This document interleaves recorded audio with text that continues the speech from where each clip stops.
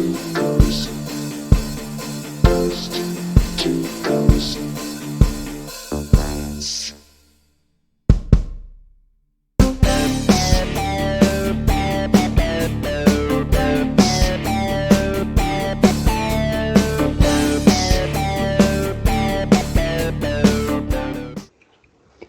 and welcome to Coast Compliance. I'm Lou McCurry and it's great to be here for what I guess is going to be our Christmas special.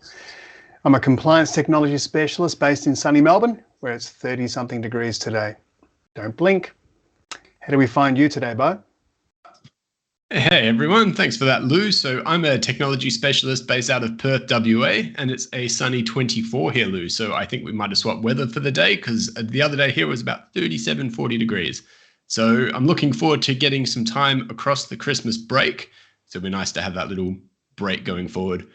So coming up on Coast to Coast Compliance, we'll be covering some of the latest news while we have the excellent Mark Rhodes on to cover privacy. He's a technology specialist on our team based out of Brisbane, and he's got some great knowledge on the recently released privacy module in M365 Compliance. Did you want to introduce yourself, Mark? Absolutely. My name's Mark Rhodes, and I'm a technology specialist for compliance based in sunny Brisbane.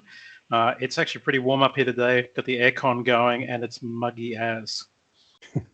I'd like to chat to you about privacy management. Awesome. Looking forward to it.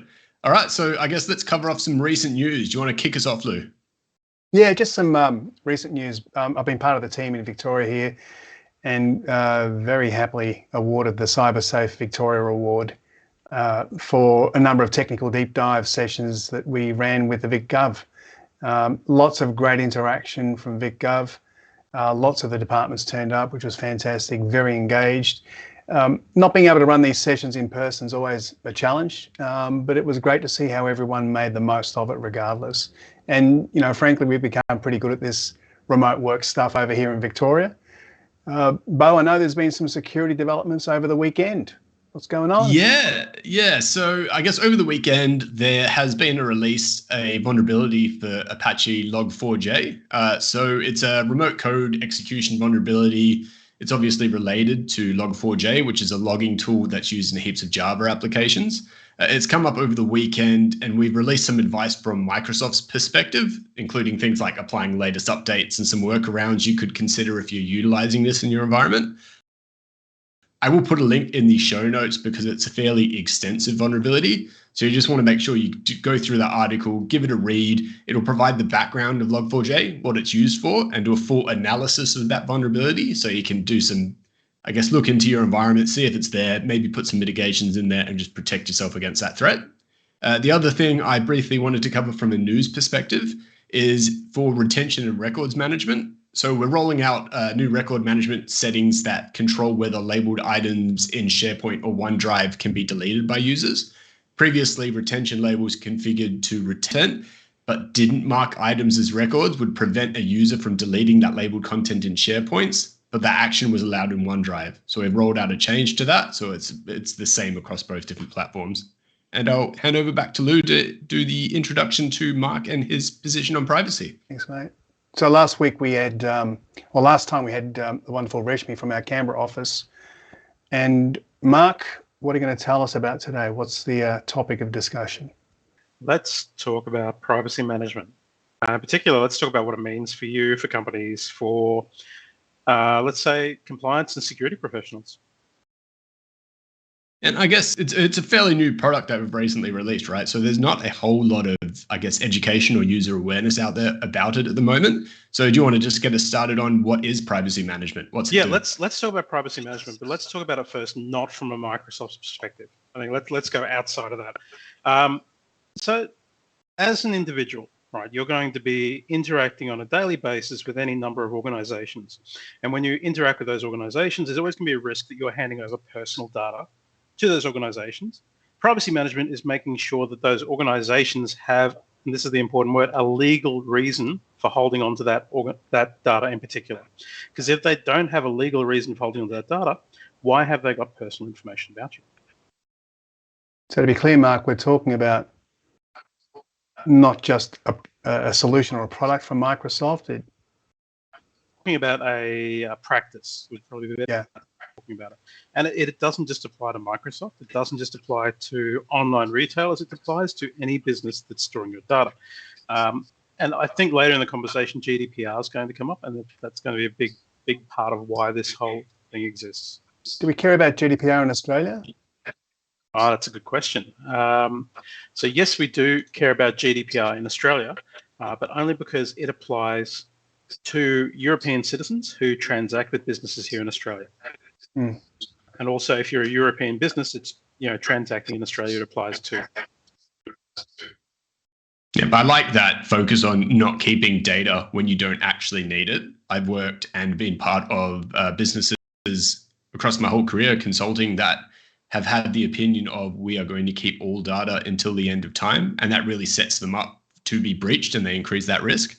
From like a individual perspective, why would they care about privacy? That's actually a really good point. So when I started looking into privacy management, my first thought on this was, why do I care? As an individual, really, why do I care? Because just stop and think about who you're interacting with on a daily basis. Do both of you have Facebook accounts? Mm-hmm. I don't anymore, luckily. I got rid of it for this very reason. I do have get Instagram. weird ads on Instagram. Yeah, it's still there. I know. Yeah. So that's just the main example everyone can think of right away, right? Because the amount of critical information you're giving to Instagram, to Facebook, to WhatsApp, to Microsoft, to Amazon, to Google on a daily basis, it's huge. And the saying goes, if you're consuming a service and you don't know what the product is, you are the product. Management is perhaps a way to counteract that, for lack of a better word. But it really is an interesting point. Like, do I really care what personal data I'm giving away if it means I get to use a free service, or if I'm buying a service? So let's break a few down. So if I'm using Facebook, right, and a great example came up today actually in our local team chat, which bought an Oculus Quest 2, and one of the requirements for an Oculus Quest 2 is to have a Facebook account. They don't have a Facebook account. They want to use a device. They need to set up a Facebook account. Now, I personally think there's no real damage in having a Facebook account, because you could set it up with a fake name if you want to, but even if you set it up with a real name, do you know how many Mark Rhodeses there are out there? Like, there's 2 working in Microsoft Technologies in Brisbane alone. So, what do I care if I've got a first name, last name, and a date of birth out there? Is it really a big risk? For me, probably not that big a risk. But the more data you share, the bigger the risk technically you're exposing yourself to. And I guess when you start looking at other accounts and starting to tie in Medicare data and, say, other personally identifiable information, maybe it is a risk to me. But at the end of the day, a lot of people out there are sharing an awful lot of personal data with almost no consequence that they can see for themselves. Yeah. And it's like that classic use case, right? Like someone, for example, their bank account reset password is what country did I first go to and what's my dog's name? And that's all publicly available on Facebook. Take you 5 minutes to find. And it happens all the time. Well, those quizzes happen to you where you tell us 10 things about you, and they're all the things that will give you someone's password or password reset information. Mm. Yeah, and people just don't consider it, right? They just give out that information freely and not realize, actually, this gives you full access to my financial data in its entirety. So let's have a think about that. That's where privacy might be an issue. Or perhaps let's take it another way. Let's say you're working with defense and you have some kind of security clearance, which is very hard to get. What happens if you disclose some kind of private information that could allow you to be blackmailed? Yep. And there was that case that I found interesting. I think it was like a year or 2 ago. There was a beer logging app where you'd put up what beer you drank, but it logged your location. So defense personnel would put that up, and then it would tell everyone where those people were posted, whether it was overseas, whether it was on a base in country, and it would give that information out freely. So if you wanted to know where those people were, just check that out. You've got full access. You know exactly where the location is, which is really dangerous when people don't consider it. It is, actually. I hadn't even thought of that. That app's called Untapped. I'm on it, and I've got about 300 beers checked in currently. All from the one note. Well, it was a big night. I was just going to add, I follow a podcast called Darknet Diaries. I know you both are aware of it and follow as well. But the current podcast is around some of that SWAT prank stuff where, if we're having some issues and I've got enough details around who you are, where you live, etc., it's an escalation of the old, order a whole bunch of Domino's pizzas to be delivered at your door to harass you, and then sort of escalate that to the point where you've got a SWAT team turning up trying to break down your door because they think you're going to murder your family. So, yeah, I take my privacy. And there's been deaths involved in that as well. There's been times where because as far as they know, that person's got a hostage. They open that front door, it just gets escalated. That person gets angry, they end up getting shot, all because someone called swatting on them. So it's definitely dangerous. Yeah. So I'm wondering also, I mean, the cost of hanging on to this privacy data for any organization can be a real liability. Apart from the obvious human cost of that content or that information getting out, what sort of financial implications are there, Mark? I'd love to tell you that, but I'd also like to go back to the risk you just said to the business. Yeah. A lot of IT managers, and perhaps, if you talk to a records manager and say, what's the risk in hanging on to data past 7 years, they'll be able to tell you exactly what it is. Talk to a lawyer, they'll tell you the same thing. You talk to an IT manager and they say, well, what's the cost if we lose it? Consider the cost of hanging on to it as a risk, right? So there's a negative cost association with hanging on to data past a certain amount of time. Privacy data is definitely in the same boat. If you're hanging on to it longer than you need to, you're probably in breach of some kind of regulation straight off. So that's a risk. And that is where we come into the money side of things. Yeah. The fines for these things can be astronomical. So if you jumped into a search now and typed in Amazon fine GDPR, you'd find this fine, which was, I think, about 800,000 euros. 800,000 euros. Sorry, 800 million euros. Fat say 800,000 is not too damaging. It's not too bad, but 800 million. That's $1 billion Australian dollars on a good day, right? That's a staggering amount of money. Like, you tell me an organisation that can afford to lose money, and I know the answer is Amazon, obviously, but there's very few organisations on this planet that can afford to lose that much data. And of one region finding Amazon for privacy data.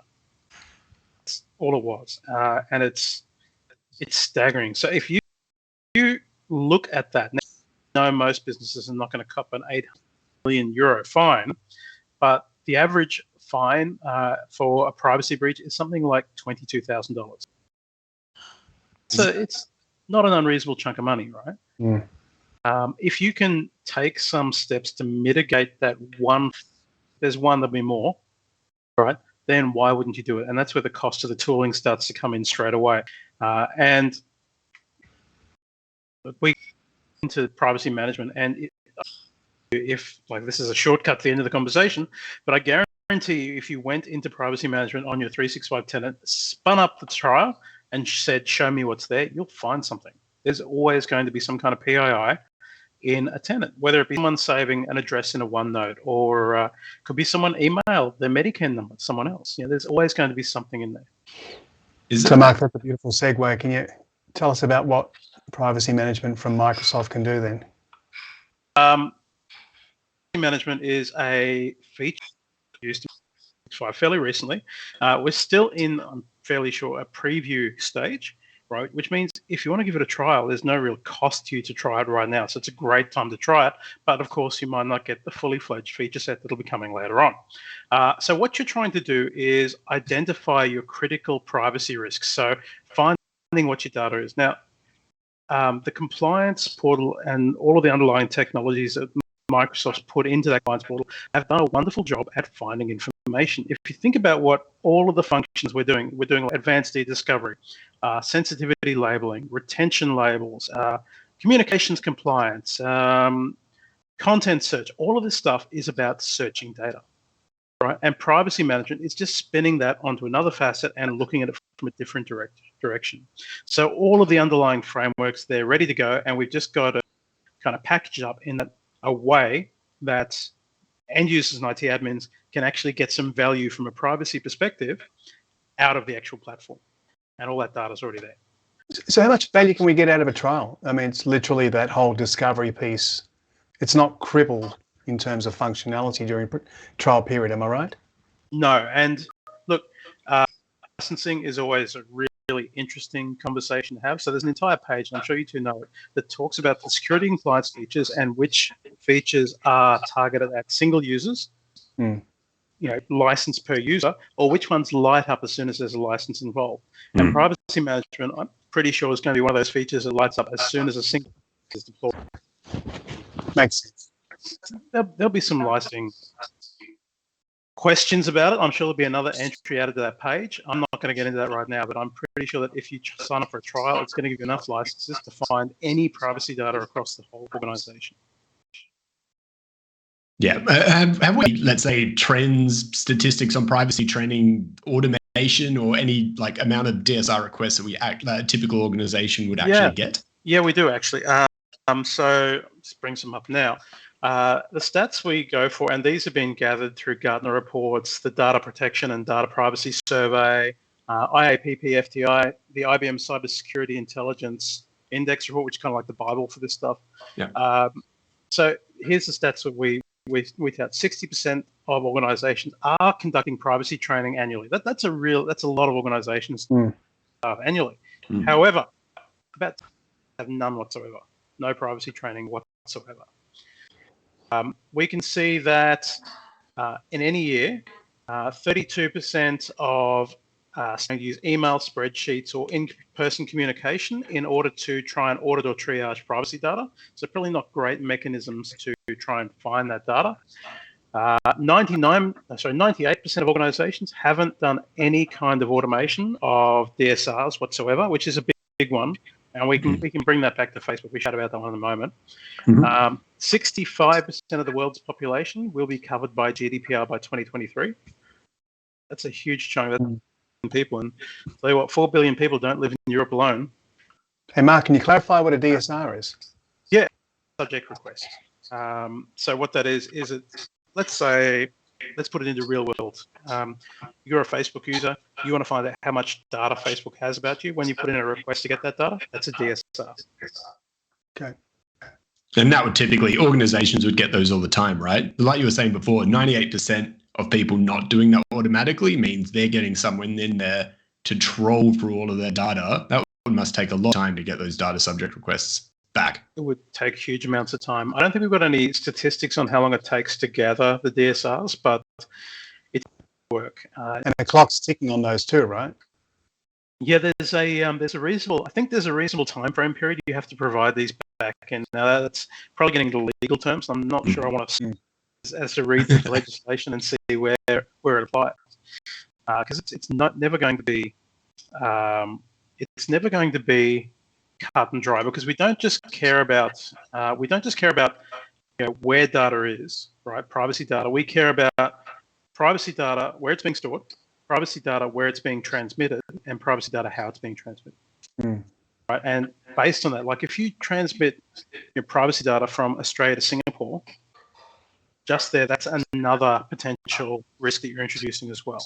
So it's a really complicated little thing to try and consider. We've got to take all of these spinning, moving pieces and think about how we're going to protect the users. And more importantly, as an organization, how are we going to protect the organization against massive fines? Yeah. And I think that's a real balancing extends act beyond GDPR as well, right? Sorry, but I talked over you there, mate. You go. I was just bombarding questions because it's interesting. I was just saying it extends beyond GDPR as well, right? Because obviously PCI has aspects of this, Australia Privacy Act has aspects of this. GDPR is the big fine smashing one, but more and more countries, I think, over time, and this is just speculating, but I'm thinking there's going to be more than just GDPR is going to be out. Different countries are going to have their own legislations, and these kind of fines are going to apply. You're quite right.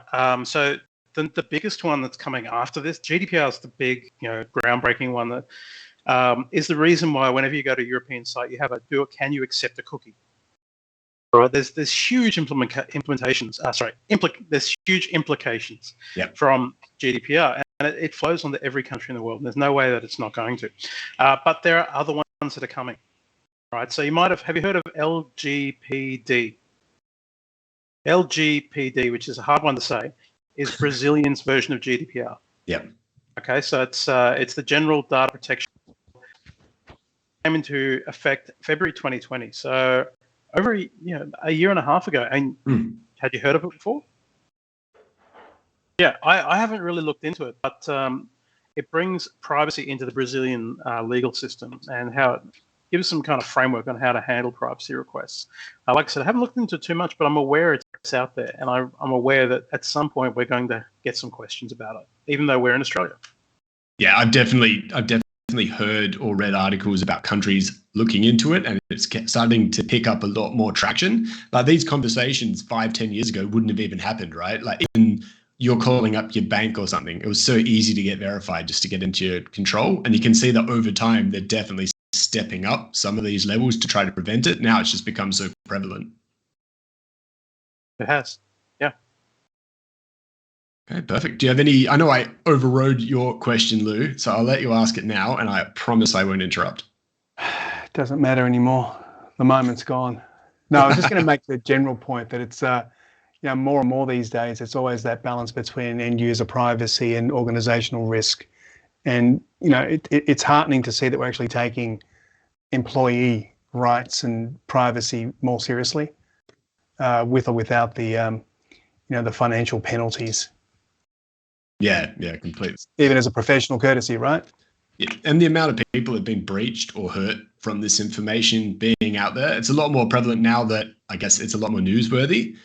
But this has been these kind of scams, stealing information, getting in the bank's accounts. They've been happening for years. It's just getting worse and worse as time goes on. And those attacks get more sophisticated as we go. Used to just be things like SIM swapping and things like that to get that information. But the way that these people are approaching it now, getting data out of people, particularly people that aren't computer savvy or aware of it, really dangerous. All right, with that, I guess thank you very much, Mark, for talking about privacy. I know that it is new, and that education, hopefully from this show and other things that we're running, will help users get across what it actually is. But like we spoke about before, feel free to reach out to any of us via our LinkedIn's, via our emails, and just go from there for any of those questions going forward. Off with there. And that's if you're in the compliance space, let's think quickly about the business and say, what's the cost going to be to the business if you've got some of this data floating around? Right? If it gets out, what's the lack of public trust in your business going to have as an impact to you? That could be catastrophic depending on the business. And then what's the impact of turning on this feature and seeing what's there and having a look? Yeah, answer's probably not much unless there's a lot of it, in which case there might be a big impact, but you better not. Yeah, and I think sign up a free trial. Yeah, and I think that extends to all of our capabilities, right? Like we've got insider risk, we've got privacy management. Turning these things on a trial and just seeing what your estate kind of looks like is kind of the guidance that I think everyone should be following. It's not going to cost you anything, and you kind of get a snapshot of, oh my God, this is either really, really bad and I have to action some of these things, or we're looking okay, maybe there's a few bits and pieces we need to fix. There's a few products that we have that have a, get ready to bleep me, Lou. You ready? Go ahead. Well, before you start, I'm apologising preemptively because I'm in a household here and there's cappuccinos being made at the moment and dishwashers being emptied. So I hope it's tolerable on your end. Let's press on. Go, Mark. Yeah, this is one of those features that you turn on, and there's been a few over the years that you have a bit of an oh shit moment. You go, right, this is what the actual real risk is right now. And being able to see that real risk is pretty, it can give you that feeling in your tummy that you might go, oh, this is to address this immediately. Yeah. All right, awesome. 100%. All right, let's kick off. I guess we're going to wrap up with our toy box. And I don't think either of us can beat Mark in this. So me and Lou will go first because ours are a lot more tame compared to what Mark's got. But I'll be covering B-Sides. So I've got the B-Sides Perth shirt on here. It's an event that I'm pretty sure runs in every capital city in Australia, and it's more global, but it's regional. So it goes to your capital city. There's a big event once a year. These events, I'm pretty sure now that COVID's started to relax so we can go outside, will be starting to kick off again. They're a really good opportunity to not only network with your peers, but to get across what's happening in the industry.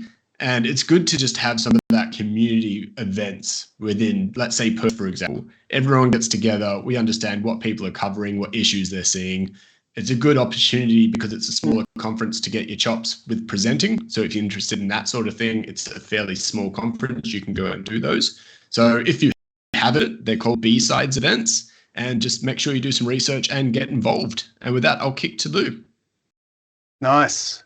Well, it shouldn't come to anyone's surprise that my toy entry for the week for the month is going to be a music, because it is a vintage synth explorer, and here we can sort of dig up all sorts of synths and stuff. I was going to talk about the Prophet 5 synthesizer,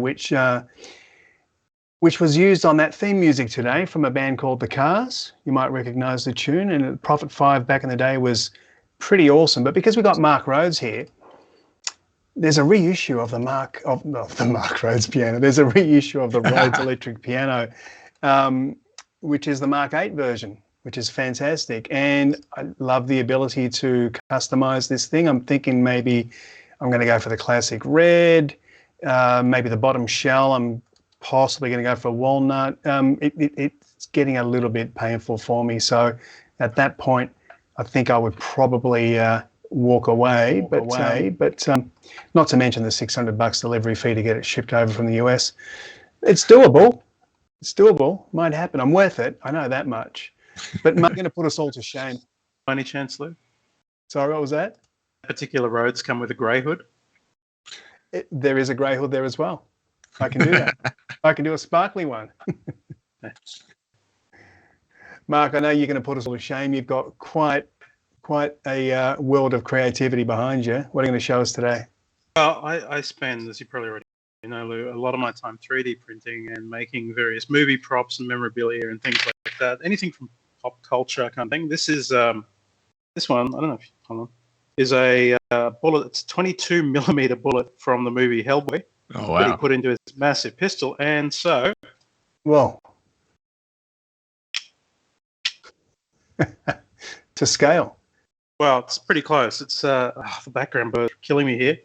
There we go. We're getting it. Very nice. This is 3D printed and painted by me. It's what I do in my spare time.